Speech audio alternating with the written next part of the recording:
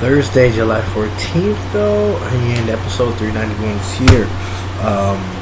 What I have for you today is WNBA, NBA Summer League scores, Major League Baseball Tier 2, and news. We're going to start right now. Carolina Panthers first round 6 overall pick, rookie offensive tackle Akeem Ekwonu says he has no favorite in Carolina's three-way quarterback battle. According whoever is back there, I'll just be doing everything I can to keep him safe. He supports head coach Matt Rule's in the decisions his staff makes, and it's unclear out of all the passers who's going to make it or who has a leg up in the competition. I would think, from personal experience, I want to say Baker's going to get it.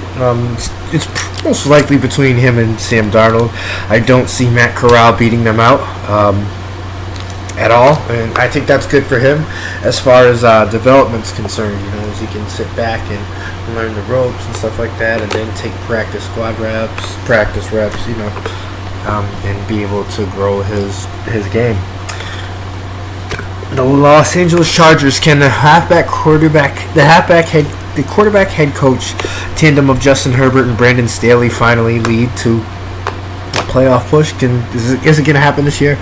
I think if Herbert has another year like he did last year, and running back Austin Eckler is healthy, and that defense kind of comes to form, especially with the type of free agency that they had this past offseason. They're most likely a team that can end up at least in number 2 in the AFC West standings. You know, obviously behind Patrick Mahomes again, who's most likely going to win it. But then again, Denver got significantly better on both sides of the ball too, especially at quarterback. And the Raiders' offense got better as well, adding Devontae Adams. He's gonna need this year,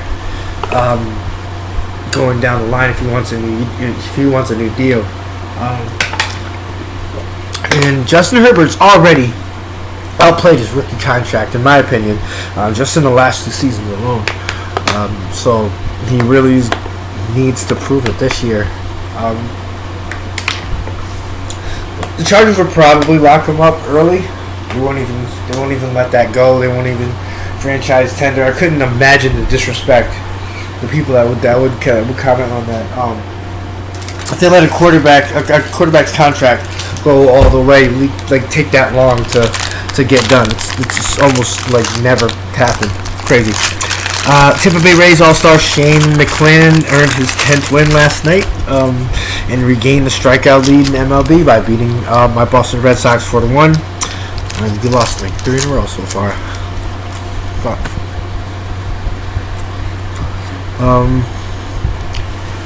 But now we're going to talk NHL free agency really quickly. As the free agent period began, there was no answer as to where stars Nazem Kadri, my guy from the Colorado Avs, that's the world champion right there, and John Klingberg were going to be skating in 2022, 2023. There was no shortage of money being spent on day one elsewhere in the league. Some really huge trades went down as well. Carolina Hurricanes added Brent Burns and Max Pacioretty in separate trades. Kind of just a smart move. Number 1 free agent Johnny Gaudreau, Massachusetts hockey legend, who landed with the Columbus Blue Jackets. Wow. That kind of fucked me up right there. A few teams came to mind when I sit back and analyze it all. Think about the winners and the losers. I'm going to start off with the Detroit Red Wings. I think the GM, T. Jersman, put in work and made some key additions to the squad. Andrew Kopp, 5 years, $5.6 million. That's another cheap contract that's going to pay out.